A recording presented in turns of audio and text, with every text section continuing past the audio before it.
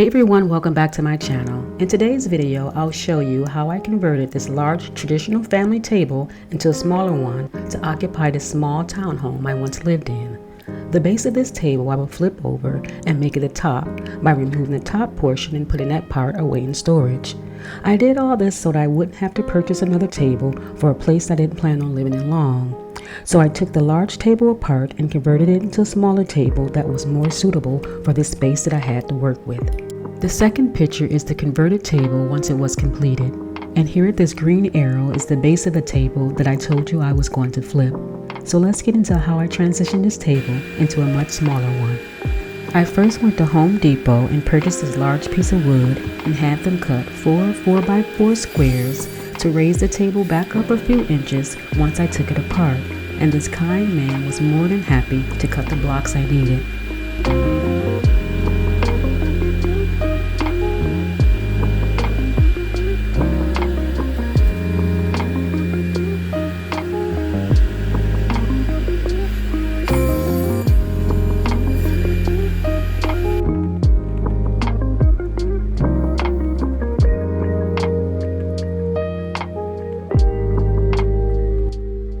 So now that I'm back home, I've already flipped the table over, and the top is now the bottom and the bottom is now the top.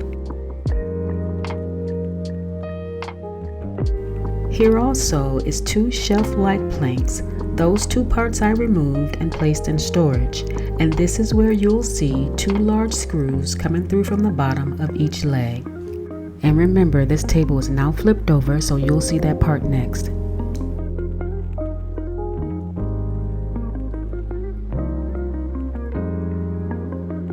And these are some of the tools I'll need for this project: drill bits, 4 blocks, the drill, contact paper, and scissors.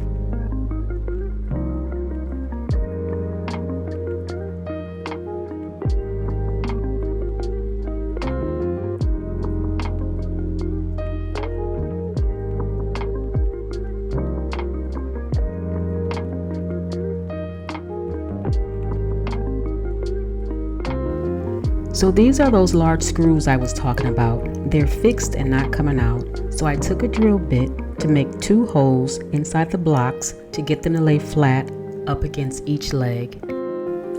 It's definitely interesting, to say the least, on how I was able to get these screws to fit inside the 4 blocks by drilling holes within the blocks, but it worked. And those blocks were cut down to the perfect size to extend the length of the leg.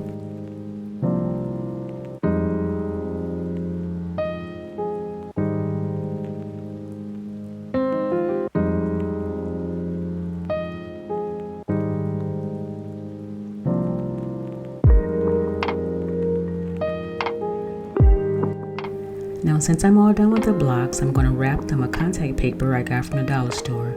Then I'll start to place the new top on top of this transitional table. Can you all tell this table is upside down? Keep watching to see the magic.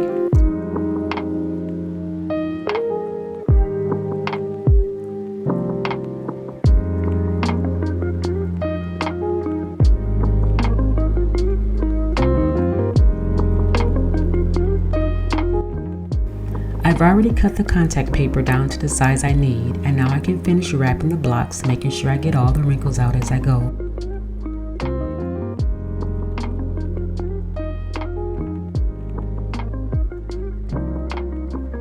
What do y'all think about this project so far? Is it something that you would do different? If it is, let me know.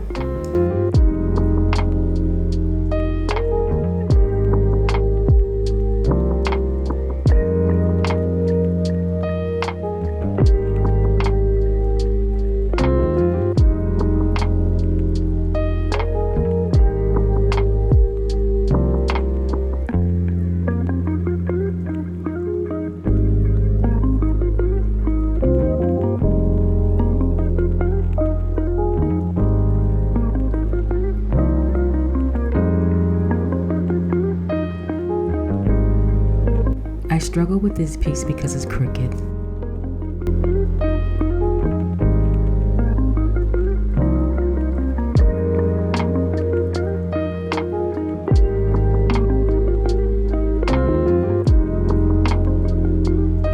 I love how this dollar store contact paper is so easy to work with. It stays together pretty good, and sometimes I can be a little bit of perfectionist when it comes to projects.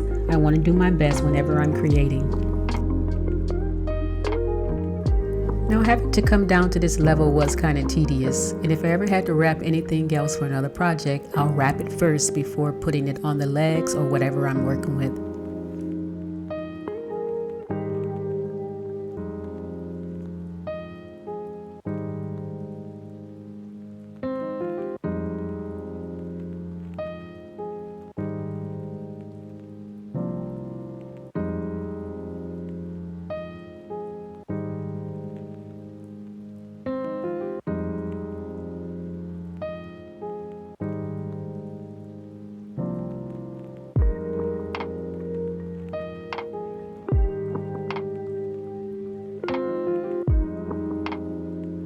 Now I wanted this table to be sturdy and functional, and I think I achieved that. And wow, look how good those legs are holding up. No wobble wobble here.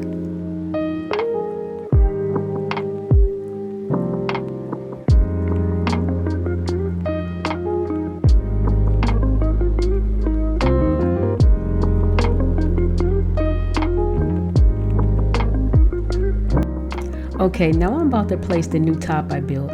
I didn't want the top to be permanent with glue or epoxy, but I also didn't want that table moving around on me either.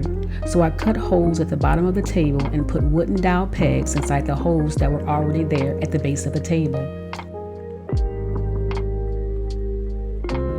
Here I'm scraping away dry glue to prep the table for the same contact paper I placed around the legs.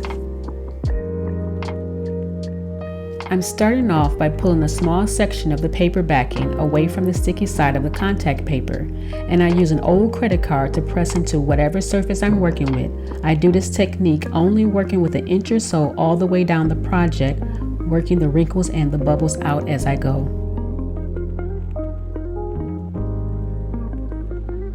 I use a blow dryer when using contact paper. It helps the contact paper adhere to whatever project I'm working with. I also stretch and pull during this step.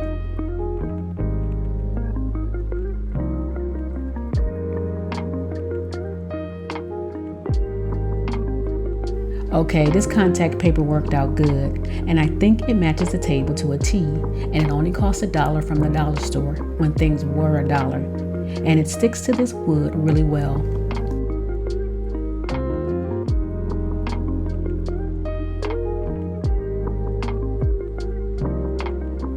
Right here, I'm cleaning up the corners with scissors, and at this point I'm all done. I'm just smoothing out any wrinkles.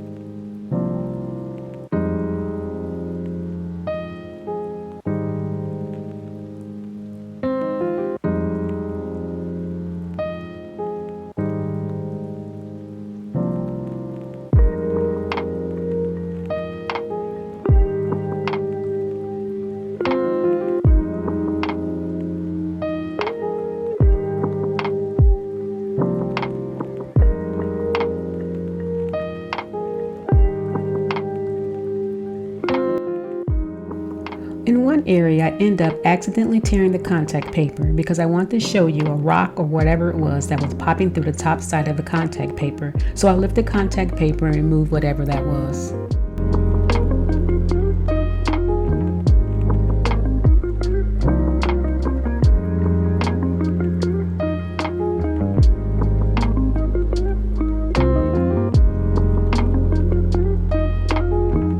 I did take a lint roller to this table, but apparently something was still there. And sorry I tried to show you the speck or whatever that was, but the camera blurred it out.